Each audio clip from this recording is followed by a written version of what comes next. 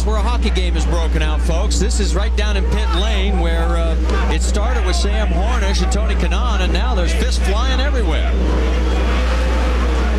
Members from Team Penske, Andretti Green. Vince, are you in that mess?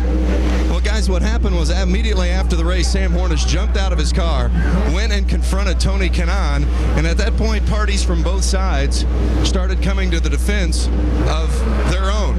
And that included the father of Sam Hornish Jr., who actually pushed Tony Kanaan, and then Tony Kanaan's supporters came in, and before you knew it, Sam Hornish Jr.'s father was on the ground scuffling with one of TK's and one of the Andretti Green's people. All right, that's Dan Weldon with Tony Kanaan. They are very good friends, former teammates.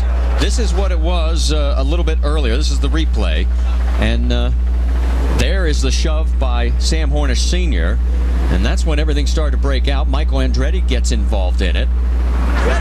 There is Marco trying to get his dad out of the way, playing peacemaker, and here's where it really erupts into an all-out shoving match.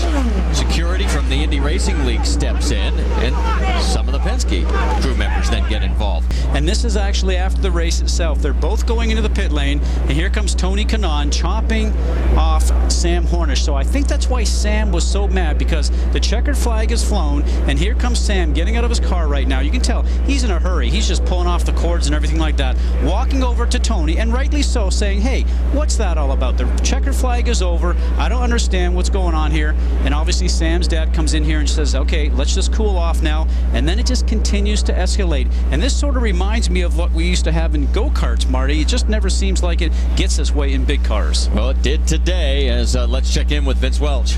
Well, Tony Kanaan has been watching that replay, as guys, just as you are watching it. And TK, what was going on? First of all, take us back to the incident on the track when the two of you had contact. What transpired? Well, I got to ask him. He hit me. I think when you hit somebody from behind, and I wasn't very happy, and I got out of the car to talk to him.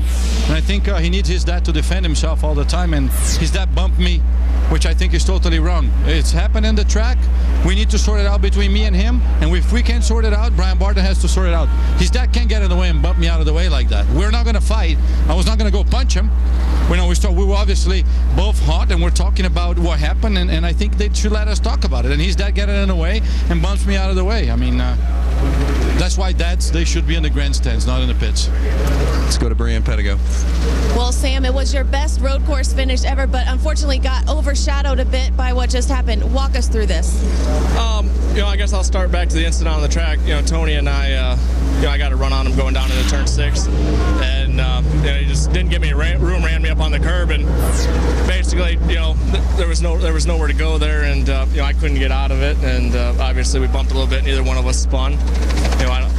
He ended up finishing 4th, and then he runs into me coming into the pits, and starts calling me every name under the sun. But whatever. That's he wants to talk about what a great sport he is, and he is if one of his teammates wins. But if anybody else does better than he does, he's not very good. And I'm not really that worried about it from my point of view. I'm in the car, but you start running into people coming into pit lane, you take the chance of jeopardizing all these guys' safety that are over the wall. They're not paying attention to what's going on. The race is over. They don't think there's going to be anything going on. So it's just an unfortunate deal. And I just got to say I'm really proud of all my guys at Team Penske.